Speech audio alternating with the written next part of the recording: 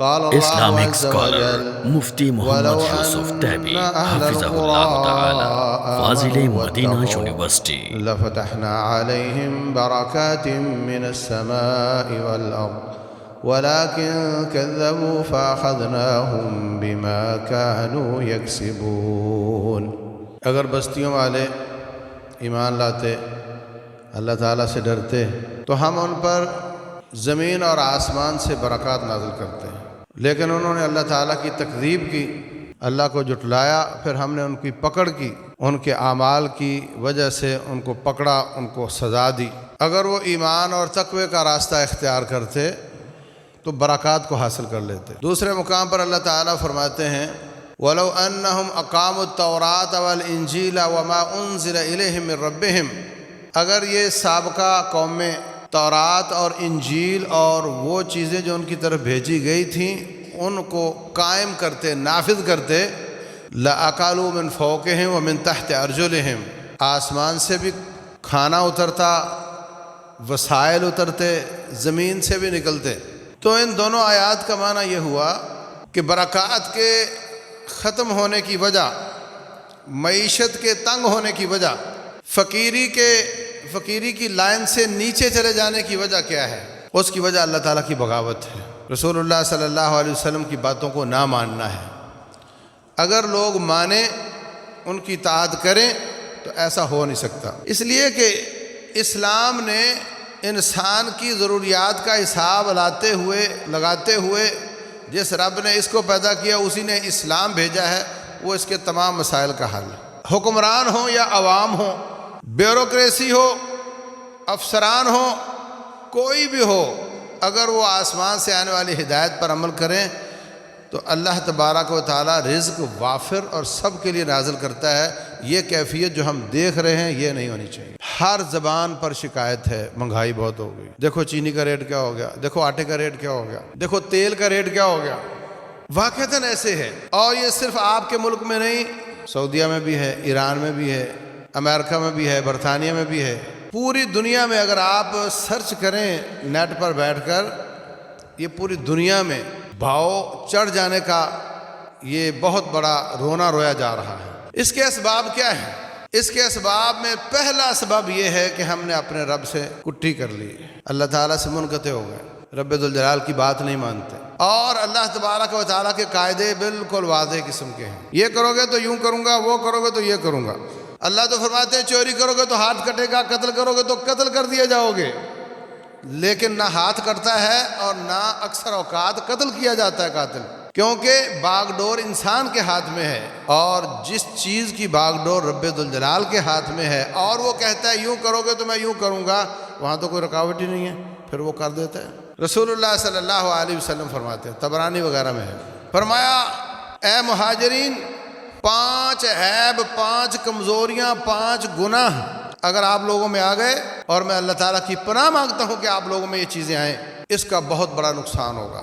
Number 1، اگر کسی علاقے میں، ملک میں، شہر میں فحاشی عام ہو جائے، جسموں کی نمائش عام ہو جائے، بدکاری عام ہو جائے، بہت خطرناک فگر ہیں معاشرے میں بدکاری کے، معاشرے میں ہم جنس پرستی کے بہت خطرناک فگر ہیں۔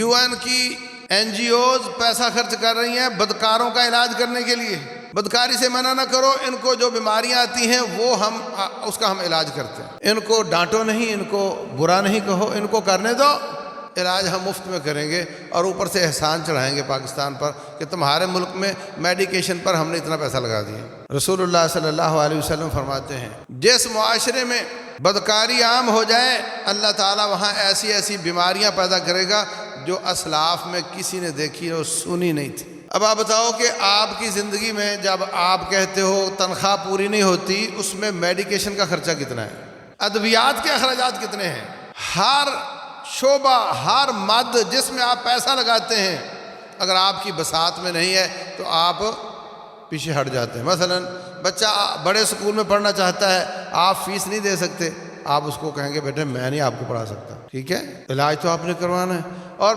کھربوں روپے کی ادویات کی مد میں غیر ملکی کمپنیاں یہاں سے زر مبادلہ لے کر جاتی ہیں، اور بیماریاں ہیں کہ ختم ہونے کا نام نہیں لیتی، بیماریاں ہیں کہ ان کے نت نئے نام، نئے سمٹم، نئی علامات۔ اب یہ کرونا ہے، اب کرونا نے اپنی شکل بدل لی ہے، اب کرونا کا دوسرا ورژن آ گیا ہے، ابھی ڈینگی شروع ہو گیا ہے۔ فرمایا ایسی ایسی بیماریاں جو تمہارے پچھلے لوگوں نے سنی بھی نہیں ہوں گی، وہ تمہیں میں دوں گا، تمہیں سزا دوں گا اگر تمہارے اندر بدکاری عام ہو گئی۔ اس وقت آپ دیکھ لو، ہر ہاتھ میں موبائل ہے، نیٹ چل رہا ہے، جو گند چاہو دیکھو، اور جب دیکھا اس کے بعد پھر اس پر پریکٹس کرنے کے لیے پھر کبھی خبر میں آ جاتا ہے 6 سالہ بچی کے ساتھ زیادتی، کبھی خبر میں آ جاتا ہے میتوں کے ساتھ زیادتی، کبھی خبر میں کچھ اور آ جاتا ہے، اور بنیاد اس کی یہ میڈیا ہے، یہ موبائل ہے جس نے سب کو ننگا کر دیا ہے۔ کوئی 4 دیواری چاندنی نہیں رہ گئی، 4 دیواری 10 کمروں کے اندر بیٹھی ہوئی بھی اپنی ہر تصویر بھیج سکتی ہے، اپنی ہر بات بھیج سکتی ہے، لڑکا بھی اپنا ہر چیز بھیج سکتا ہے، کوئی پردہ نہیں رہ گیا۔ اور اس کے ساتھ جو فحاشی عریانی بدکاری اور جو معاشرے میں ہمیں نظر آتی ہے، اور جو ٹی وی پہ اس کے اشتہار لگتے ہیں، اور جو سائن بورڈوں پر اس کو بٹھایا جاتا ہے، یہ سب کچھ ملا کر جو نتائج نکل رہے ہیں اتنے بھیانک ہیں، اور اس کی سزا رسول اللہ صلی اللہ علیہ وسلم فرماتے ہیں اللہ یہ دیتا ہے کہ ان میں ایسی ایسی بیماریاں آتی ہیں، اور ہمارا بجٹ آؤٹ ہی تب ہوتا ہے جب گھر میں کوئی بیمار ہو جائے۔ عام آدمی روٹین میں جو کماتا ہے کھا لیتا ہے، گزارا چل جاتا ہے، لیکن جب کوئی خوشی غمی یا بیماری آتی ہے پھر بجٹ آؤٹ ہو جاتا ہے، اور اس کی وجہ معاشرے میں بدکاری۔ نمبر 2 فرمایا جب بھی کوئی قوم زکوٰۃ نہیں دے گی اللہ تبارک و تعالیٰ بارشوں کو روک لیتا ہے۔ لولا البہائم لم یمطروا، اگر انسان کے علاوہ باقی جاندار رب سے نہ مانگیں تو ان کو ایک قطرہ بارش کا نہ ملے۔ جو بارش ہوتی ہے وہ باقی مخلوقات کے مانگنے پر آتی، جو معاشرہ زکوٰۃ ٹھیک طریقے سے نہیں دیتا ان کی اللہ تعالیٰ معیشت کو تنگ کر دیتا ہے، حکمران ان پر ظلم کرنے لگ جاتا ہے۔ یہ حدیث کے لفظ ہیں کہ حکمران ان پر ظلم کرنے لگ جاتا ہے۔ بنیاد یہ ہے حکمران کا ظلم ہوگا، مگر وجہ یہ ہے رسول اللہ صلی اللہ علیہ وسلم فرماتے ہیں قیامت کا دن ہوگا، جس نے گائے کی زکوٰۃ نہیں دی وہ گائے سینگوں کے ساتھ اس کو روندے گی، نوچے گی۔ جس نے اونٹ کی زکوٰۃ نہیں دی وہ اپنے پاؤں کے ساتھ اس کو روندے گا۔ فرمایا اس وقت کہے گا اغثنی یا رسول اللہ، اے اللہ کے رسول میں مارا جا رہا ہوں، میری مدد فرمائیں، میں کوئی مدد نہیں کروں گا۔ اور جس نے پائی پیسے میں زکوٰۃ نہیں دی فرمایا اللہ تعالیٰ جہنم کے ساتھ اس پیسے کو گرم کر کے اس کے جسم پر لگائے گا۔ ہماری عادت کیا ہے، او جی مانگنے والے آتے ہیں دکان پر تو میں ان کو دے دیتا ہوں، تو زکوٰۃ نکل گئی، بات ختم ہوئی۔ حساب نہیں کرتا، حساب نہیں کرتا۔ جب تیری زکوٰۃ کا وقت آئے اپنا حساب کر، جو تو سارا سال دیتا رہا چلو اس کو بھی شمار کر لے، اب دیکھے اگر تو دے چکا ہے تو ٹھیک ہے، اگر کم ہے تو پوری کر دے۔ یہ کب پتہ چلے گا؟ جب حساب کرے گا۔ بس خود ہی گمان کر لیتا ہے کہ چونکہ میں دیتا رہا ہوں اس لیے پوری ہو گئی ہوگی، یہ اپنی زکوٰۃ کھا رہا ہے۔ غیر سے زکوٰۃ اس کو دینا، اس سیٹھ کو کہ میں کہوں میری زکوٰۃ لے لو تو یہ ناراض ہو جائے، اپنی کھا رہا ہے، اور اس کا نتیجہ کیا فرمایا؟ حکمرانوں کا ظلم اور بارشیں رک جاتی ہیں۔ نمبر 3 رسول اللہ صلی اللہ علیہ وسلم فرماتے ہیں جس شخص نے، جس معاشرے میں ماپ تول کی کمی ہو، ماپ تول کی کمی ہو، وہاں پہ اللہ تعالیٰ فقیری بھیجتا ہے، تنگ دستی بھیج دیتا ہے، وہاں پہ مہنگائیاں بڑھ جاتی ہیں، مہنگائی ہو جاتی ہے۔ ماپ تول کی کمی کی بیماری ہمارے معاشرے میں ہے یا نہیں؟ پیٹرول پمپ والے 1 پوائنٹ تھوڑا کم رکھتے ہیں، آپ چیک بھی کرو تو وہ جھاگ کی وجہ سے 1 پوائنٹ تو نظر ہی نہیں آتا، مگر جب وہ لاکھوں لیٹر بیچتے ہیں 1 پوائنٹ کم تو بہت زیادہ پیسہ کما لیتے، اللہ ماشاء اللہ کو اچھا بھی ہوگا۔ تو میرے عزیز بھائیوں، کون سا شعبہ ہے حکمران کرپٹ مان لیا، افسران کرپٹ مان لیا، ہم جو نیچے بیٹھے ہوئے ہیں ہمارے اندر کون ہے جو کرپشن نہیں کرتا؟ ایک پر غور کر کے دیکھ لو۔ پتی میں پرانی پتی رنگ ڈال کر کے ڈال دی جاتی ہے، ہاں، اور دالوں میں مٹری ڈال کر کے وزن پورا کر دیا جاتا ہے۔ باقاعدہ غلہ منڈی میں کہ آدمی نے مجھے بتایا کہ دالوں میں مخصوص وزن کے پتھر ڈالنے کے لیے ڈیوٹیاں لگی مزدوروں کی کہ تو نے اس بوری میں اتنا پتھر ڈالنا ہے۔ آپ دیکھتے ہو دال صاف کرتے ہو اس میں سے چھوٹے چھوٹے پتھر نکلتے ہیں، یہ ڈالے گئے ہوتے ہیں۔ بھوسا بیچتا ہے تو اس کے اوپر پانی لگا دیتا ہے، اس کو گیلا کر کے بھاری کر دیتا ہے۔ مطلب ایک چیز، کتنے نئے طریقے ہم نے ماپ تول کی کمی کے بنائے ہوئے ہیں، العیاذ باللہ۔ ماپ تول کی کمی کے کتنے نئے طریقے آئے ہوئے ہیں۔ رسول اللہ صلی اللہ علیہ وسلم فرماتے ہیں جب کوئی قوم ماپ تول میں کمی کرے گی ان کی معیشت تنگ ہو جائے گی، ان کے ہاں مہنگائیاں بڑھ جائیں گی، فقیری عام ہو جائے گی۔ یہ سزا ہے رب ذوالجلال کی اس جرم کی وجہ سے، اس جرم پر یہ اللہ کی سزا ہے۔ ہمارے یہاں جرم ہوتے ہیں، حکمران کسی کو سزا دیتے ہیں، کوئی بچ جاتا ہے، لیکن رب ذوالجلال کے ہاں جب ظلم ہوتا ہے، اس کی جناب میں جب ظلم ہوتا ہے تو پھر وہ اگر نافذ کرنا چاہے تو کوئی رکاوٹ نہیں، جو اس نے فرما دیا وہ کر دیتا ہے۔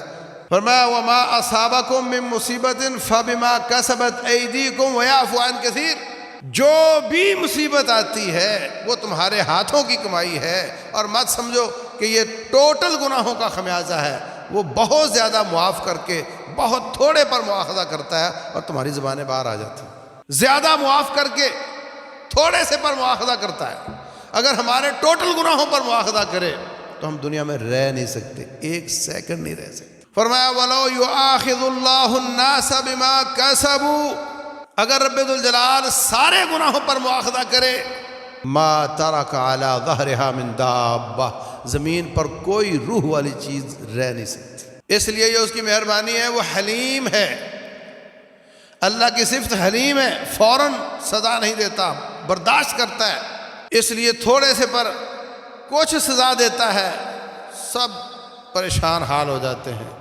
یہ وائرس کورونا کسی نے دیکھا ہے، کسی نے تولا ہے، کسی نے چکھا ہے، کسی نے پکڑا ہے، پتہ ہی نہیں کیا ہے، مگر ساری دنیا کو سیدھا کر دیا اس نے۔ اگر اللہ تعالیٰ جبراً دنیا کو سیدھا کرنا چاہے تو کبھی چڑیوں سے ہاتھی مروا دیتا ہے، یہاں تو چڑی بھی نہیں ہے، کوئی ایسی چیز جو نظر بھی نہیں آتی، اور سب کو سیدھا کر دیا۔ تو میرے عزیز بھائیوں، رسول اللہ صلی اللہ علیہ وسلم فرماتے ہیں جو قوم ماپ تول میں کمی کرے گی اللہ تبارک و تعالیٰ ان کو فقیری میں پکڑ لے گا، ان کو تنگ دستی آ جائے گی، مہنگائی بڑھ جائے گی۔ یہ سب خمیازے اس چیز کے ہیں، اور یہ صرف حکمران نہیں کرتے، ہم سب یہ کرتے ہیں، الا ماشاء اللہ۔ میں کہا کرتا ہوں کہ جو جوتی کا چور ہے اور جو 10 لاکھ کا چور ہے، وزیر اعلیٰ، وزیر اور گورنر اس ٹائپ کا کوئی آدمی اگر کرپشن کرتا ہے 10 کروڑ کی، اور وزیر اعظم یا کوئی اور اس لیول کا 10 ارب کی کرپشن کرتا ہے، اور ایک آدمی مسجد سے جوتی چرانے کی کرپشن کرتا ہے، یہ برابر کے چور ہیں۔ اس کی چوری چھوٹی اس وجہ سے ہے کہ اس کو موقع تھوڑا ملا ہے، اس کو موقع صرف جوتی اٹھانے کا ملا ہے، اس کو آپ بٹھا دو وزیر اعظم کی کرسی پر، یہ اتنی ہی بڑی کرے گا، کیونکہ اصل میں اندر اس کا چور ہے۔ تو ہم سب نیک اس لیے ہیں کہ ہمیں موقع نہیں ملا، اور اس لیے ہمیں سب برے نظر آتے ہیں جن کو موقع ملا۔ جس چیز کو موقع ملتا ہے اللہ محفوظ رکھے، کوئی بچا ہوگا، ورنہ عام کی حالت یہی آپ جانتے ہیں۔ اور یہ اللہ تعالیٰ کی سزا ہے کہ جب تم ناپ تول میں کمی کرو گے ہم تمہاری معیشت کو تنگ کر دیں گے۔ فرمایا ومن اعرض عن ذکری، جو کتاب و سنت کو چھوڑ کر زندگی گزارنا چاہتا ہے، فإن له معیشتا ضنکا، ہم ان کی معیشت کو تنگ کر دیتے ہیں، ہم ان کی معیشت کو تنگ کر دیتے ہیں۔ ونحشرہ یوم القیامۃ اعمیٰ، قیامت والے دن نبینا کر کے اٹھایا جائے گا۔ قال رب لم حشرتنی اعمیٰ وقد كنت بصیرا، یا اللہ دنیا کی 50 سالہ زندگی میں آنکھیں دی تھیں، اب 50,000 سال کی زندگی آنکھیں چھین لی ہیں، اس کی کیا وجہ ہے؟ قال كذلك اتتك آیاتنا فنسیتها، تیرے پاس میری آیات آئی تھیں تو ان کو بھول گیا تھا، یہ آنکھیں آیات دیکھنے کے لیے دی تھیں تو ان کو بھول گیا تھا۔ وَكَذَلِكَ الْيَوْمَ تُنْسَىٰ، آج میں نے تجھے بلا دیا۔ ہم باہر نکلتے ہیں، مظاہرہ کرتے ہیں، روڈ بلاک کرتے ہیں، حکمرانوں تم نے مہنگائی بہت کر دی، کر لو۔ روڈ بلاک ہونے سے کوئی مریض ہسپتال جانے سے رہ جائے گا، کسی کی دکان بند ہو گئی وہ شام کو کیا کھائے گا، کوئی مزدور مزدوری نہیں کر پائے گا، لیکن مہنگائی وہیں کہ وہیں رہے گی۔ اور جتنے حکمران آئے انہوں نے بڑھ چڑھ کر مہنگائی زیادہ کی۔ ابھی ہمیں بہت زیادہ مہنگائی نظر آ رہی ہے بھی، کوئی شک نہیں اس میں، مگر اس سے آنے والا حکمران اس میں اضافہ کرے گا، کم نہیں کرے گا، الا ماشاء اللہ۔ تو کیوں نہ ہم اصلی اسباب کی طرف لوٹیں۔ حقیقی اسباب کیا ہیں؟ ہمارا اپنے رب کے ساتھ تعلق کمزور ہو گیا۔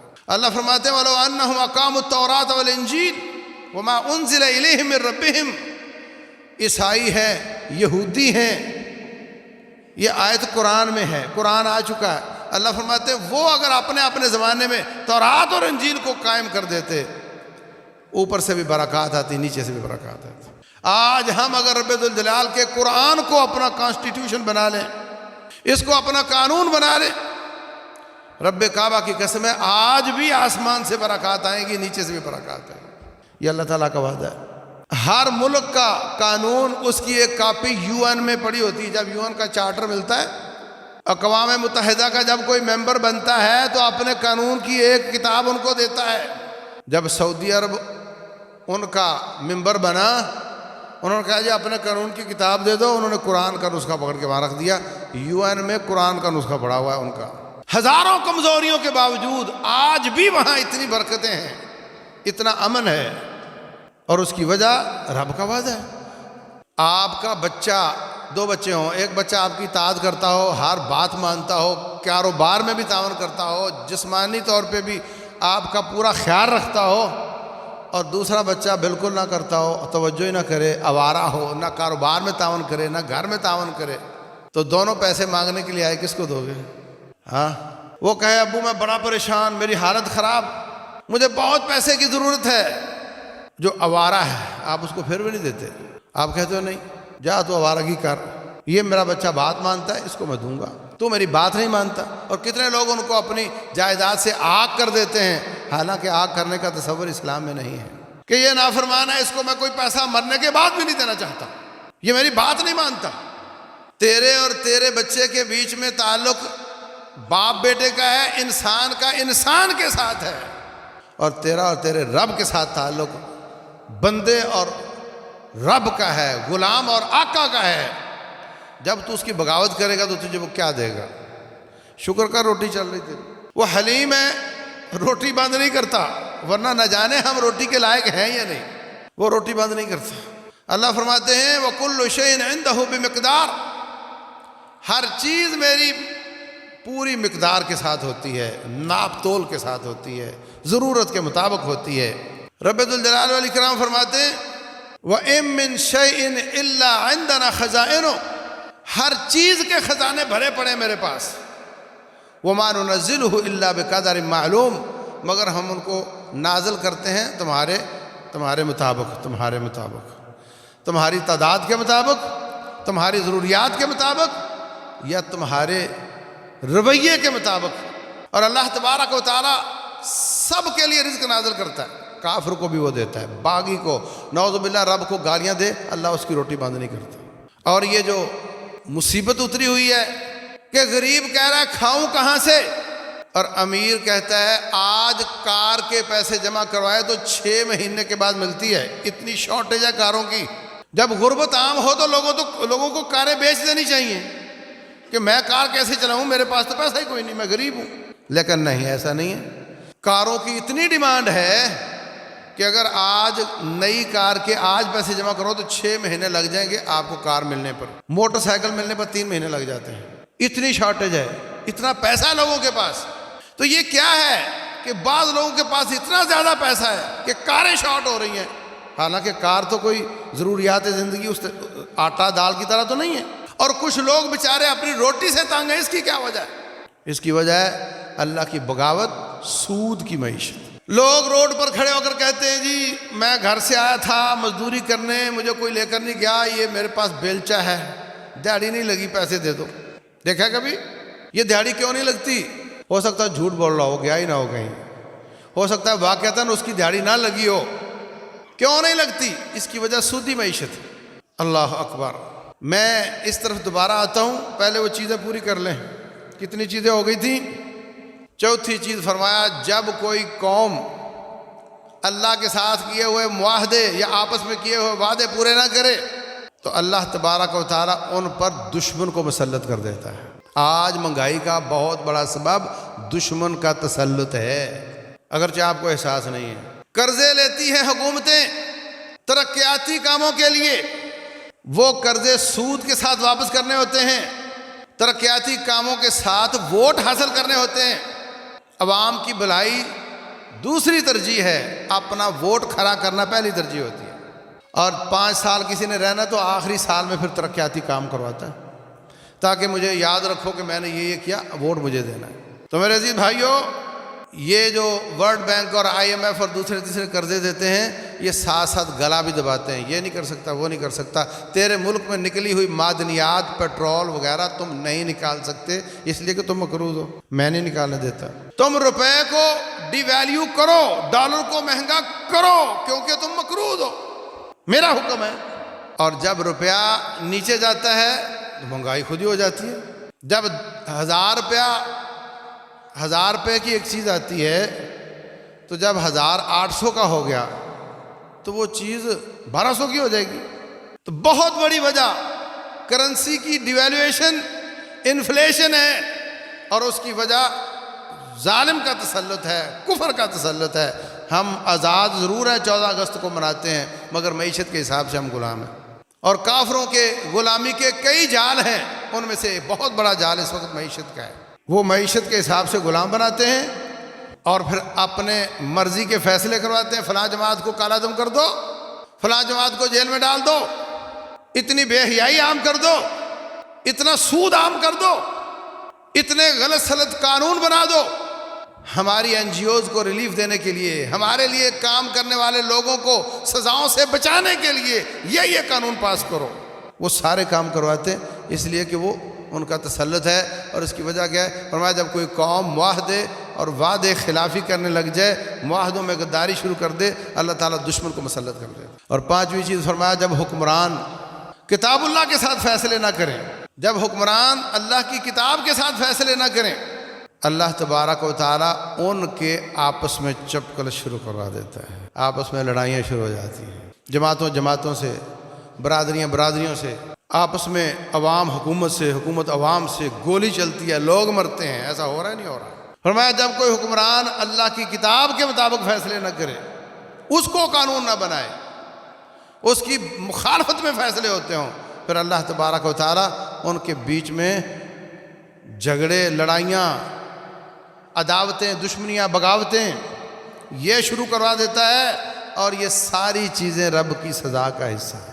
قُلْ هُوَ الْقَادِرُ عَلَىٰ أَن يَبْعَثَ عَلَيْكُمْ عَذَابًا مِّن فَوْقِكُمْ، اے نبی صلی اللہ علیہ وسلم ان سے فرما دیجئے اللہ اس بات پر قادر ہے کہ آسمان سے کوئی سزا لے آئے، أَن يَبْعَثَ عَلَيْكُمْ عَذَابًا مِّن فَوْقِكُمْ، اوپر سے عذاب آ جائے، او مِن تحت أَرْجُلِهِمْ، یا نیچے سے عذاب آ جائے، او یلبسکم شیعا ویذیق بعضکم بأس بعض، یا رب ذوالجلال تمہیں آپس میں فرقہ ٹکڑا بنا دے اور آپس میں لڑا کر مروا دے۔ یہ سب عذاب کی شکلیں اللہ تعالیٰ نے قرآن حکیم میں بیان کی۔ زلزلے آتے ہیں نیچے سے، بارشیں آتی، سیلاب آتے ہیں اوپر سے، اور آپس کی لڑائیاں آپ دیکھتے ہیں، یہ سب عذاب کی شکلیں اللہ کی طرف سے ہیں۔ اب آپ اٹھو، مظاہرے کرو، حکمران کو گالیاں دو، کچھ بھی کر لو، جو اللہ اس کے رسول نے اسباب بیان کیے ہیں صلی اللہ علیہ وسلم، جب تک وہ ختم نہیں ہوں گے یہ عذاب ہم سے ٹلے گا نہیں۔ اللہ المستعان۔ سود بہت بڑا سبب ہے مہنگائی کا، معیشت کے تنگ ہونے کا، فقیری کا۔ چھوٹی سی مثال سمجھو، میں ایک آدمی کو 10 لاکھ روپے دیتا ہوں کہ آپ شریعت کے مطابق کام کرو، جتنا نفع ہوگا وہ ہم آدھا کر لیں گے، نفع نہیں کوئی بات نہیں، میرے پیسے ڈوب گئے اور تیرا قصور نہیں تھا، کوئی کلیم نہیں، لیکن اگر نفع ہوا تو آدھا کر لیں گے۔ یہ اسلامی طریقہ ہے۔ اب میرے پیسے 10 لاکھ، کوئی اللہ محفوظ رکھے ایسی آفت آ گئی وہ 10 کی بجائے 8 رہ گئے، مجھے 8 دے دے گا، میں اس کے 10 پورے کرنے کا اس سے مطالبہ نہیں کر سکتا۔ یہی 10 لاکھ اگر کسی کو سود پر دیے ہوں کہ 10 لے لو، سال کے بعد مجھے 12 دینے، اس کے ساتھ بھی وہی ہوا، اس کو بھی نقصان ہوا، اس کی بھی اس میں کوئی خیانت شامل نہیں تھی، بد محنتی شامل نہیں تھی، اس کی بھی کوئی خیانت شامل نہیں تھی، اس کے بھی 8 رہ گئے۔ اب اس کو 8 + 2 میرے 10 بھی پورے کرنے پڑیں گے، اور اوپر سے 2 اور بھی دینے پڑیں گے۔ 1 سال پہلے وہ بیچارہ زمین پر تھا اور اب وہ زمین سے نیچے جا چکا ہے، 4 لاکھ کا اس پہ قرضہ ہے اور ہے وہ فقیر۔ یہ ہے سودی معیشت، اور میرے 10 کے 12 کھڑے ہو گئے، میرا مال بڑھتا چلا گیا کیونکہ میرا فائدہ انشورڈ ہے، یقینی ہے، مجھے تو 10 کے 12 ملنے ہی ملنے ہیں. اس کو قسمت ہے، مل گیا تو ٹھیک، نہیں ملا تو وہ اور زیادہ مقروض ہو کر اور زیادہ فقیر ہو جائے گا. اس لیے جو سود کی معیشت ہے یہ فقیر کو فقیر تر کرتی ہے. اور آپ بتاؤ ہمارے معاشرے میں سود کتنا ہے؟ چھوٹے چھوٹے لیول پر بھی سود چل رہا ہے، بڑے بڑے لیول پر بھی سود چل رہا ہے، پرائیویٹ سود بھی چل رہا ہے، بینکوں کا سود بھی چل رہا ہے، اور چل رہا ہے، خوب چل رہا ہے. کریڈٹ کارڈ کا سود چل رہا ہے، بولی کی کمیٹی کا سود چل رہا ہے، عام معاشرے میں چل رہا ہے. اللہ اکبر. رسول اللہ صلی اللہ علیہ وسلم فرماتے ہیں سونا سونے کے بدلے ہاتھوں ہاتھ برابر برابر. سونا سونے کے بدلے ہاتھوں ہاتھ برابر برابر. کیا مطلب؟ تولا سونا دیا، تولا مجھے مل گیا، نفع تو نہیں ملا. یہ کیوں کہا؟ اس لیے کہ مارکیٹ ایک ہوتی پیسے کی، منی مارکیٹ، ایک ہوتی کموڈٹی مارکیٹ، سامان کی. اللہ نہیں چاہتا کہ پیسے کی مارکیٹ میں سے آپ پیسہ کمائیں، وہ سود ہے. آپ سامان کی مارکیٹ سے نفع کمائیں، یہ سود نہیں ہے. ایک آدمی 10 کروڑ روپیہ لے کر جاتا ہے کہ میں نے ڈالر خریدنا ہے، اس میں کتنے مزدور استعمال ہوں گے؟ ایک. اور ایک آدمی 10 کروڑ لے کر سبزی منڈی یا جناز کی منڈی میں جاتا ہے مال خریدنے کے لیے، وہاں کتنے لوگ استعمال ہوں گے؟ ساری معیشت کا پہیہ گھومنے لگ جائے گا. جس چیز کی ڈیمانڈ آئی پیچھے، پیداوار سے لے کر اس کے توڑے بنانے والے سے لے کر اس کی سنائی سے لے کر اس کا تھوک والا، اس کا پرچون والا، بھرنے والا، سینے والا، اٹھانے والا، رکھنے والا، گاڑی والا، اسٹور والا، راستے میں چیک پوسٹوں والے، فلاں فلاں، ایک دم ساری معیشت کا پہیہ گھومے گا. اسلام چاہتا ہے آپ سامان کی مارکیٹ میں پیسے لگاؤ، منی مارکیٹ میں پیسہ کماؤ گے تو اس کو سود قرار دیتا ہے، اس کو اللہ تعالیٰ سے جنگ قرار دیتا ہے. اب آپ دیکھ لو ہمارے معاشرے میں کتنا زیادہ ٹرینڈ ہے بینکوں میں پیسہ لگانے کا. پیسے سے پیسہ بڑھ گیا، کم ہو گیا. ڈالر خریدنے کا کتنا بڑا ٹرینڈ ہے. یہی پیسہ اگر معاشرے میں آئے، لوگوں کو مزدوریاں ملیں، مہنگائی بھول جائیں گے. وہ مہنگائی تب ہے کہ بیچارے کو مزدوری نہیں ملتی. اور کارپوریٹس جو لیول ہے، کارپوریشن بنتی ہیں، بڑی بڑی مشینری آئے گی، خود کار ہوگی، مزدوروں کو وہاں نہیں رکھا جائے گا. یہ بھی ایک بہت بڑی وجہ ہے. تو اپنا پیسہ منی مارکیٹ میں لگاؤ، مزدوروں کو، غریبوں کو محروم کرو، یہ غربت کا سبب ہے. اور پھر بے حیائی، عریانی، فحاشی اور کافروں کی شرطیں پوری کر کے باہر سے انویسٹمنٹ منگوانے کے لیے، وہ انویسٹمنٹ آئے گی تو ہماری معیشت چلے گی. یہ بہت ہی گندا طریقہ ہے، بہت ہی بری معیشت ہے. جو اپنے اندر کے معیشت ہے اس کو اصلاح کر لی جائے، وہاں سے سود کا سسٹم ختم کر دیا جائے، بہت زیادہ جاب بھی نکلیں گی اور بہت زیادہ برکات آئیں گی. جب آپ رب ذوالجلال سے لڑو گے تو وہ آپ کو کیسے خوشی کے ساتھ دے گا اور کیسے آپ کو آسودہ کرے گا. اور سود کی معیشت اللہ سے جنگ کی معیشت ہے. اور مہنگائی کا ایک بہت بڑا سبب ذخیرہ اندوزی ہے. یاد رکھو، ذخیرہ اندوزی یہ نہیں کہ آپ نے مال لیا اور 6 مہینے بعد مہنگا ہو گیا بیچ دیا. یہ ذخیرہ اندوزی نہیں ہے. جو روٹین میں جیسے مال آتا ہے، مال زیادہ ہوتا ہے، ڈیمانڈ اینڈ سپلائی کے قانون کے مطابق مال زیادہ ہوتا ہے، سستا ہو جاتا ہے، کم ہو جاتا ہے تو مہنگا ہو جاتا ہے، یہ جائز ہے. ذخیرہ اندوزی یہ ہے کہ آپ سب لوگ اپنا مال بیچنے سے ہاتھ کھینچ لو، دبا لو، تاکہ جعلی طریقے سے وقت سے پہلے ریٹ زیادہ ہو جائے، پھر اس کو بیچو. یہ ذخیرہ اندوزی. اور یہ بہت بڑا گھپلہ ہے، بہت بڑا ظلم ہے ان ذخیرہ اندوزوں کی طرف سے، اور یہ بہت بڑا گناہ ہے حکمرانوں کی طرف سے جو ان تک پہنچتے نہیں، ان کا گلا نہیں دباتے. تو اس وقت جو ہمارے پاس نظر آ رہا ہے، اس کی بہت بڑی وجہ یہ ہے ذخیرہ اندوزی. اور ایک بہت بڑی وجہ ایکسپورٹ امپورٹ کو کنٹرول کرنا بھی ہے. آپ کو معلوم ہے میری قوم کو اتنی گندم، اتنی چینی کی ضرورت ہوتی ہے، تو پھر آپ وہ چیز ایکسپورٹ کرنے سے منع کرو. یہ چیز باہر نہیں جا سکتی کیونکہ ہمیں ضرورت ہے اس کی.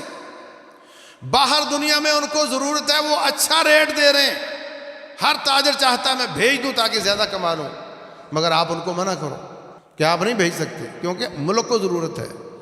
تو وہ باہر چلے گی، بعد میں ایکسپورٹ ہوئی، زیادہ مہنگی کر کے امپورٹ ہوئی، تو اس سے بھی مہنگائی بڑھتی. اب بہت زیادہ چینی وہ باہر سے آ رہی اور اس کے ریٹ بڑھتے چلے جا رہے ہیں. ادھر سے ڈالر بڑھ رہا ہے تو باہر سے آنے والی ہر چیز پر ڈالر کا اثر بھی ہوتا ہے. تو بھائیو، خلاصہ میری بات کا یہ ہے کہ اللہ تبارک و تعالیٰ کی سزا ہے. ہمیں اجتماعی استغفار کرنا چاہیے، ہمیں اپنے بدعمالیوں سے توبہ کرنی چاہیے، ہمیں اپنے حد تک جو میں نے غلطیاں بتائی ہیں ان سے توبہ کر کے اللہ تعالیٰ سے دعائیں کرنی چاہیے. اللہ تعالیٰ کے پاس سب کچھ بہت زیادہ ہے، وہ دے گا. وَإِن مِّن شَيْءٍ إِلَّا عِندَنَا خَزَائِنُهُ، ہر چیز کے خزانے ہمارے پاس ہیں. اللہ دے گا اور یہ سارے حالات درست اللہ کرے گا. بس ضرورت ہے کہ ہم اپنے آپ کو قابل ترس بنا کر رب کے دربار میں پیش کریں اور اپنے گناہوں سے توبہ کریں. اللہ تبارک و تعالیٰ جو عرض کیا ہے سمجھنے اور عمل کرنے کی توفیق.